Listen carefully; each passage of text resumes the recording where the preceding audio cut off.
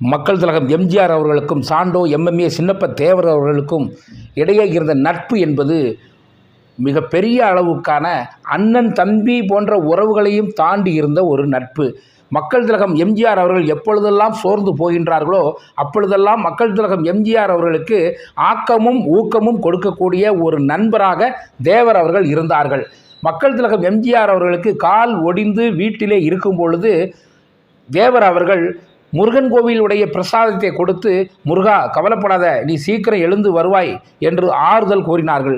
மக்கள் திலகம் எம்ஜிஆர் அவர்கள் எப்பொழுதெல்லாம் தனக்கு திரைப்படம் வாய்ப்பு கிடைக்கும் என்று ஏங்கி தவித்து கொண்டிருக்கின்றார்களோ அப்பொழுதெல்லாம் தேவர் அவர்கள், முருகா மருதமலை முருகன் இருக்கான், என் ஆண்டவன் இருக்கான், உன்னை பார்த்துக்குருவான் முருகா, நீ ஏன் முருகா கவலைப்படுற, நீ நல்ல முறையில் நடிப்ப முருகா, நீ பெரிய நடிகனா வருவ முருகா என்று ஆறுதல் சொன்னவரும் தேவர் அவர்கள்தான்.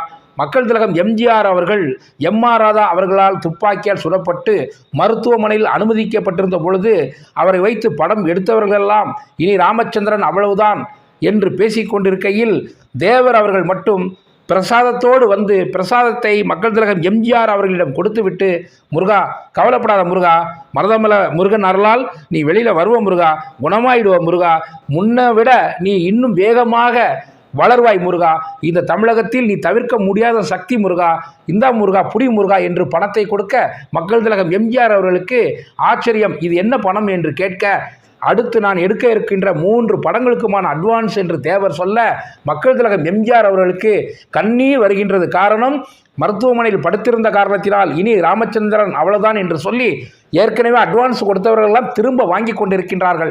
ஆனால் தேவர் அட்வான்ஸ் கொடுக்கின்றாரே என்று. ஆனால் மக்கள் திலகம் எம்ஜிஆர் அவர்கள் முதலமைச்சராக இருக்கும் பொழுது அந்த தேவர் இறந்து விட்டார் என்ற செய்தி வருகிறது.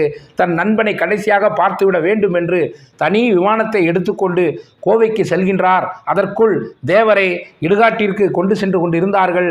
தன்னுடைய நண்பனுக்கு தோள் கொடுக்க வேண்டும் என்று அந்த தேவருடைய பூத உடலை மக்கள் திலகம் எம்ஜிஆர் அவர்கள் தன் தோள் மீது தாங்குகின்றார்கள். கடந்த காலங்கள் நினைவுக்கு வருகின்றன. கண்ணீர் கரை புரண்டு ஓடுகின்றது மக்கள் திலகம் எம்ஜிஆர் அவர்களுக்கு.